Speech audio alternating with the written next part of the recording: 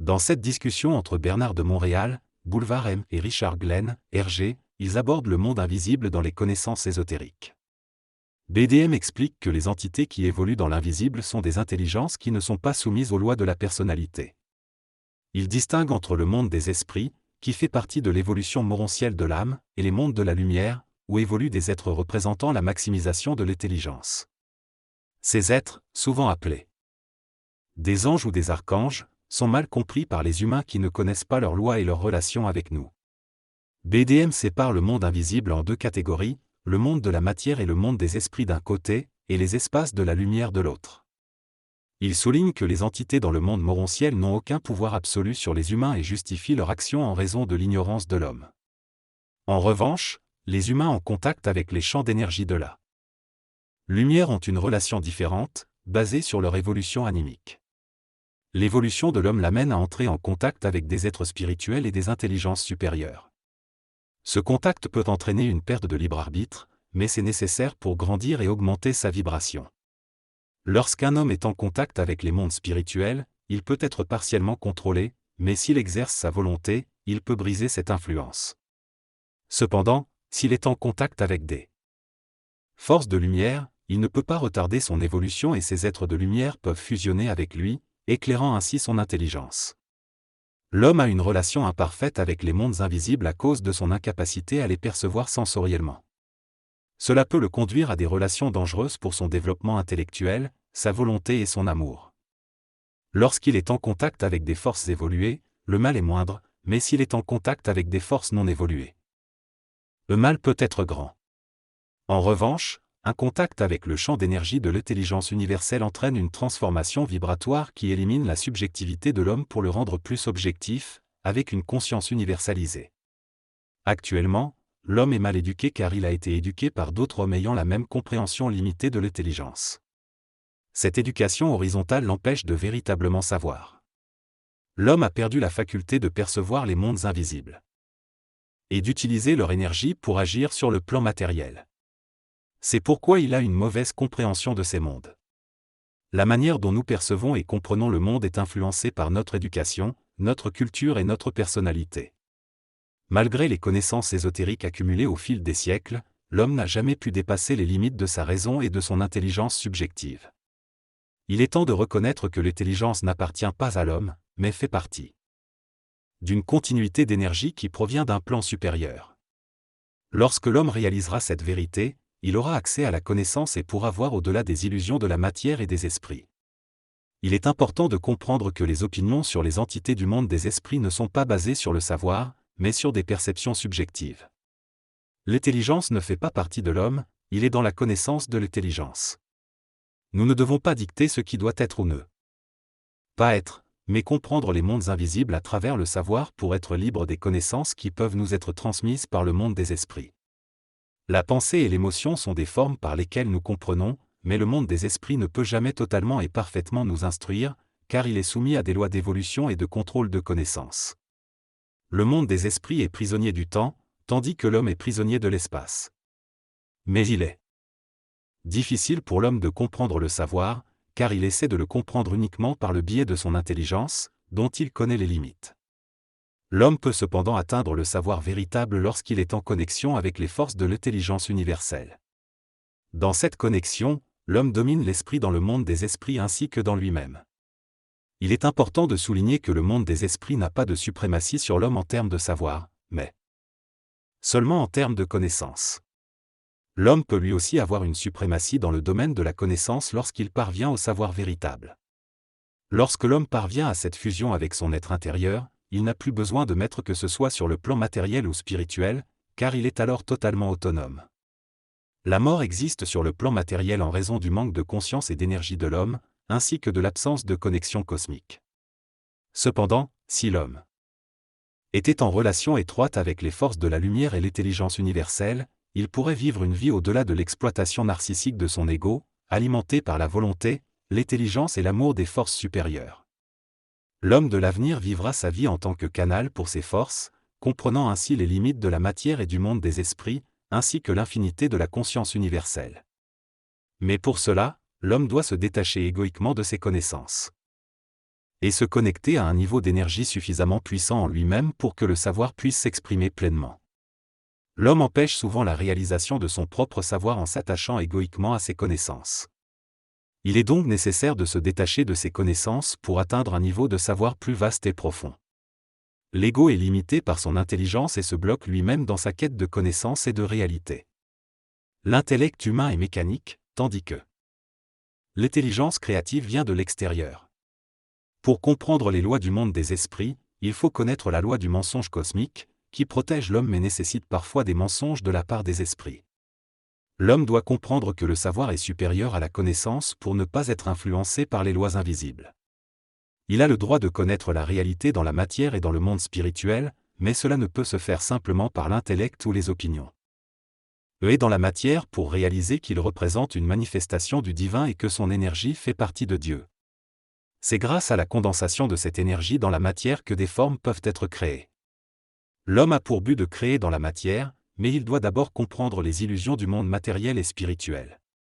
La sagesse réside dans la compréhension de l'illusion du monde matériel, tandis que la prochaine étape de l'évolution consiste à comprendre l'illusion du monde des esprits. Lorsque l'homme aura compris cette illusion, il pourra commencer à créer les aspects du dessein de l'évolution de la Terre. Cependant, il est essentiel de détruire toutes les illusions, qu'elles soient matérielles ou spirituelles, afin d'atteindre le discernement universel. L'homme devra également développer une sensibilité à l'intelligence universelle plutôt que de chercher la connaissance. Une fois cette sensibilité acquise, l'homme aura accès au monde spirituel et pourra leur rendre service. Il pourra alors se réaliser en tant qu'homme, en harmonie avec la perfection et en dépassant son ego.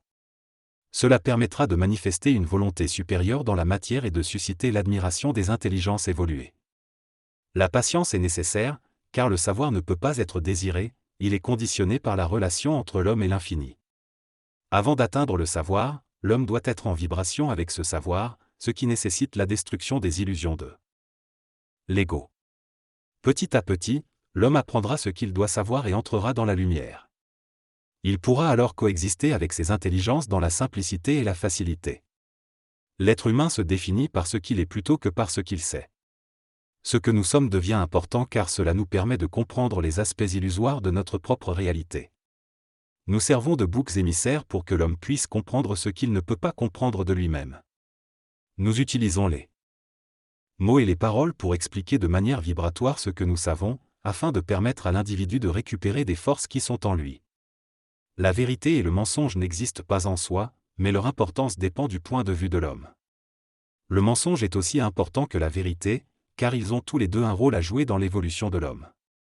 Dans un plan supramental, la notion de vrai ou faux n'existe pas. Seul le savoir, qui englobe les deux, compte. Nous sommes ignorants sur le plan matériel, non par choix, mais en raison de la condition de l'homme et des formes présentes dans notre esprit. Nous acceptons l'ignorance du monde des esprits car nous avons oublié notre origine. Il est facile de s'illusionner sur le plan matériel et sur le plan des esprits en absorbant des formes qui font partie de ces illusions. Les domaines occultes et ésotériques ont leur importance mais doivent être dépassés pour que l'homme puisse finalement exécuter l'intelligence universelle en lui. Dans cette exposition, l'accent est mis sur l'importance de permettre à l'individu d'être créatif et autonome. L'idée est que la société doit servir de support à l'organisation matérielle et créative des individus, plutôt que de les dominer. L'individu ne doit pas être subordonné à la société, mais au contraire, la société doit être composée d'individus de plus en plus parfaits qui contribuent à sa perfection. L'auteur affirme qu'il ne faut jamais tuer l'âme qui réside en chaque individu, même si on peut la réprimer ou l'enfermer. Selon lui, tous les esclaves finissent par se rebeller contre leur maître, surtout lorsqu'il s'agit de l'esclavage de l'esprit. Il est fait mention de l'intelligence du monde des esprits et de celle du monde matériel, qui sont tous deux des niveaux d'intelligence qui sous-tendent l'exploitation de l'homme, à moins que l'homme ne soit en harmonie vibratoire avec les mondes de la lumière. Il estime que c'est dans ce monde de lumière que l'homme pourra accéder au véritable savoir. L'auteur insiste sur le fait que l'homme ne doit être assujetti ni sur le plan matériel ni dans le monde des esprits, mais plutôt être maître de lui-même. Lorsqu'il est maître de lui-même, il n'exerce pas de domination sur les autres, car il comprend ce que cela signifie d'être maître de soi-même. Dans cet état d'autonomie, l'homme peut créer à l'infini, selon les lois du monde de la lumière. En conclusion, l'auteur affirme que l'âme de l'homme n'a pas de limites, excepté celles imposées par l'ego et la personnalité. Lorsque l'ego est en harmonie avec l'âme, il peut reconnaître vibratoirement les autres égos et entrer dans une relation universelle. L'auteur souligne également que ceux qui retardent l'évolution des autres sont eux-mêmes retardataires. Les âmes s'instruisent mutuellement à travers l'ego et la personnalité, mais le véritable but de l'évolution est de parvenir à une relation universelle égalitaire entre individus. L'âme est une énergie universelle faite de lumière, provenant de la lumière elle-même. Elle est essentielle pour l'homme, car c'est à travers elle qu'il peut se réaliser et exécuter des plans qui correspondent au bien-être de tous. Cependant, l'ego et la personnalité peuvent entraver la manifestation de l'âme et la rendre de plus en plus faible. Si cela continue, l'âme peut finir par être détruite et attirée dans des dimensions antispirituelles où elle ne peut plus se libérer.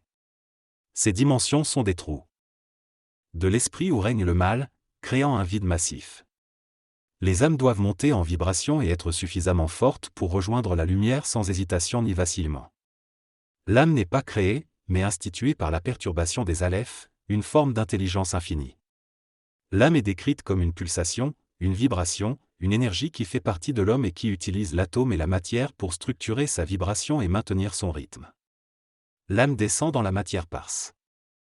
Qu'elle a besoin de l'atome et de la matière, de manière à exécuter des plans de divination et à alléger son fardeau. L'éducation est essentielle pour permettre à l'âme de retourner vers la lumière, en favorisant son évolution dans une personnalité en relation avec des données informatrices qui détruisent la domination de l'ego. L'éducation, l'information et la connaissance doivent être objectives pour faciliter l'évolution de l'âme. L'homme doit renforcer son autonomie pour éviter d'être perturbé dans son évolution par des opinions extérieures ou des informations provenant du monde matériel ou des esprits. L'évolution de l'homme passe par 3 phases, l'évolution matérielle, l'évolution spirituelle et l'évolution vers la conscience pure. Dans les 2 premiers cas, l'ego est impliqué et il est important de détruire les formes psychologiques de l'ego pour évoluer vers la lumière. Enfin, l'évolution vers la lumière ne doit pas être considérée comme un désir égoïque de l'ego. Est-ce plutôt comme un processus de transformation de l'ego vers une plus grande conscience spirituelle? Dans cette conversation, il est souligné que l'ego ne peut pas atteindre la lumière, mais il peut se spiritualiser et préparer le terrain pour une expérience de vie spirituelle. Lorsque le contact avec la lumière se fait, les formes qui ont constitué l'expérience de l'ego doivent être détruites. Cependant, la lumière supporte constamment l'âme et celle-ci se détruit d'elle-même lorsque nécessaire. Elle est également mentionné qu'il est possible d'évoluer dans l'espace d'une seule vie, surtout dans les temps actuels où l'évolution est accélérée. Cependant, cette évolution est liée à l'ajustement vibratoire du corps mental et émotionnel en relation avec l'énergie du supramental. Le processus de pénétration du supramental dans l'ego est souligné comme étant difficile et créant des chocs au niveau mental, émotionnel et physique. L'ego doit lâcher prise pour permettre cette pénétration et il subit ensuite un changement vibratoire. L'évolution vers le supramental est décrite comme la fin de l'évolution spirituelle. En ce qui concerne la question du savoir et de la connaissance, il est expliqué que le savoir est lié à la manifestation tandis que la connaissance est une expérience subjective et personnelle. Enfin, concernant l'utilisation du vous lorsqu'il s'adresse aux gens, il indique qu'il l'utilise pour souligner la différence entre la conscience mentale et la conscience supramentale. Dans la conscience supramentale, le je n'est pas impliqué et il utilise le vous pour parler aux personnes dans le cadre de la formation de l'intelligence supramentale. Il mentionne également qu'il existe une différenciation entre les personnes conditionnées par les forces de la planète et celles qui ne le sont pas. Dans cette conversation, Bernard de Montréal explique qu'il y a 2 types d'hommes sur Terre, ceux qui fonctionnent horizontalement et ceux qui fonctionnent verticalement. Les hommes qui fonctionnent verticalement ne sont pas contraints de vivre selon les lois établies par l'ego humain. Quant à l'âme, elle ne quitte pas l'homme avant sa mort, mais peut s'extérioriser au niveau du corps astral ou éthérique. Le voyage astral n'est pas un voyage de l'âme, mais un déplacement de la conscience astrale de l'homme. Bernard de Montréal nie également l'existence des âmes jumelles et souligne l'importance de la volonté et de l'intelligence créative pour tracer son propre chemin de destinée. En ce qui concerne la loi de compensation, elle existe dans la mesure où elle définit les rapports probables dans la vie d'une personne, mais plus la volonté est grande, moins la loi de compensation joue un rôle. Quant à la protection de l'aura, Bernard de Montréal ne voit pas cela comme une préoccupation importante et nie également que la sexualité empêche l'évolution de l'individu. Le texte parle de différents sujets, tels que la sexualité, la sagesse. T et les artistes, la musique, ainsi que la préparation de son jardin intérieur pour faire pousser les fruits qui sont en nous. Selon l'auteur, être autonome dans sa sagesse signifie se fier à soi-même jusqu'à être sûr de ses choix. Il critique le conformisme culturel qui empêche les gens d'exprimer réellement leurs préférences en matière de musique et d'art, les incitant à suivre les tendances et les opinions des autres. Pour l'auteur, la musique est une création humaine qui peut soit relaxer, soit rendre malade, selon les sonorités et les émotions qu'elle provoque. Il pense que plus l'homme devient conscient, plus il devrait choisir la musique en fonction de ses vibrations personnelles plutôt que de suivre des catégories psychologiques préétablies. En ce qui concerne l'art et les artistes, l'auteur critique le fait qu'il y ait plus de tartistes, personnes se faisant passer pour des artistes, que de vrais artistes. Selon lui, les vrais artistes sont ceux qui expriment leur art pour leur propre plaisir et qui communiquent ainsi leur vision interne et personnelle à l'humanité. Il soulève également l'idée que les arts sont souvent idolâtrés et que les gens se sentent insécurisés s'ils ne connaissent pas les références culturelles attendues. Il encourage à prendre les arts avec légèreté et à ne pas se prendre trop au sérieux. Enfin, l'auteur aborde le sujet de la préparation du jardin intérieur, c'est-à-dire comment cultiver les fruits qui sont en nous. Il n'explique pas en détail comment le faire, mais il semble suggérer que cela nécessite de se détacher des influences extérieures et de trouver sa propre voie de développement personnel. Dans cette interview, Bernard de Montréal répond à plusieurs questions posées par Régis Gignoux. D'abord, il explique que l'homme doit être maître de lui-même et qu'il exécute parfaitement les plans d'une humanité en évolution. Il mentionne le 7e principe de la création, qui concerne l'organisation moléculaire de l'énergie, en relation avec le feu cosmique des Alephes. Il précise que le nombre de galaxies dans l'univers n'est pas important. En ce qui concerne la vague animale, Bernard de Montréal met en garde contre la tendance à voir une continuité dans les différents royaumes de l'évolution et à substituer un royaume plus bas pour un royaume plus haut. Il explique que les animaux qui seront créés par l'homme auront une conscience semi-intelligente et ne seront pas les mêmes que ceux présents aujourd'hui. Telle l'étude des phosphènes recommandée par le docteur Lefébure, Bernard de Montréal ne porte aucun jugement et encourage chacun à développer sa propre expérience et à utiliser ce qui lui convient. Il souligne que toutes les activités des hommes qui tendent vers l'évolution font partie de leur expérience humaine. Enfin, il explique que toute expérience humaine, quelle qu'elle soit, fait partie de notre expérience individuelle. Dans le cadre de la conscience universelle, tout est bon et tout sert. Elle a le droit de choisir ce qui lui fait du bien et de vivre ses propres expériences, sans avoir à demander l'avis des autres. Il est important d'être suffisamment autonome pour participer à notre propre expérience selon nos propres critères. La résurrection des corps lors du jugement dernier ne se produira pas de manière littérale, où les morts sortiraient de terre. Il s'agit plutôt du développement du corps morontiel, de la puissance du corps morontiel sur le corps matériel et de l'élévation du corps matériel dans l'invisible. Cela fait référence à l'élévation de la conscience de l'homme, à l'invincibilité de son esprit et à son contrôle total sur la matière. Le terme jugement dernier a été utilisé historiquement pour susciter des émotions religieuses chez les gens afin de leur faire craindre l'inconnu et les aider à évoluer spirituellement. Quand on deviendra smart, on renversera toutes les notions établies. Lorsque l'homme sera centrique et qu'il aura atteint la conscience pure, toute connaissance sera soumise à la détermination de son esprit. Il n'aura plus besoin de savoir, il sera libre et ne pensera plus. C'est dans cet état que l'homme atteint l'infini de son esprit. Chaque individu doit pouvoir représenter ce qu'il souhaite au sein de la lumière en lui, sans limite. La connaissance est une illusion car tant qu'elle reste la même, on reste dans le savoir et on ne peut pas voir les nuances de la connaissance. Dans ce discours, le conférencier parle de l'évolution de la connaissance, en soulignant qu'elle ne consiste pas à accumuler des connaissances, mais à atteindre un état de vide mental dans lequel on est ouvert à l'énergie du savoir universel. Il invite à renverser l'esprit de la connaissance, c'est-à-dire à se libérer des limitations imposées par les formes de la connaissance et à entrer dans la connaissance de l'esprit. Il explique que c'est là que réside l'intuition, qui est une manifestation du contact avec le supramental. Il précise que l'intuition n'est pas toujours fiable et qu'il est nécessaire de la développer et de la mentaliser pour pouvoir la comprendre et en tirer parti. Il mentionne également les rêves comme un moyen de communication avec les autres plans de conscience. Dans cet extrait, l'intervenant souligne l'importance des rêves et de la communication avec le monde spirituel pour l'évolution de l'individu. Il insiste sur la nécessité de se détacher de l'ego et des émotions pour atteindre un discernement plus éclairé. Il explique que c'est l'ego qui s'incarne lorsqu'une personne vient sur Terre, et non pas l'âme. Lorsqu'on se réincarne, on oublie notre véritable objectif d'évolution et on subit la vie jusqu'à ce que notre ego devienne suffisamment conscient pour la vivre pleinement. Il précise que vivre pleinement sa vie nécessite de détruire les formes et ne pas se contenter de vivre dans des limites étroites. Pour cela, il faut se libérer des illusions et laisser l'intelligence universelle pénétrer en nous. Enfin, il met en garde contre le fait que la transformation supramentale peut être difficile et exigera des ajustements mentaux et émotionnels. Dans cet échange, Bernard de Montréal explique que certains individus ne sont pas capables de saisir le jeu de la vie et stockent plutôt les énergies en eux. Lorsque le supramental descend, ces personnes peuvent souffrir en raison des formes et des énergies non transmutées en elles, telles que la jalousie, l'orgueil spirituel, etc.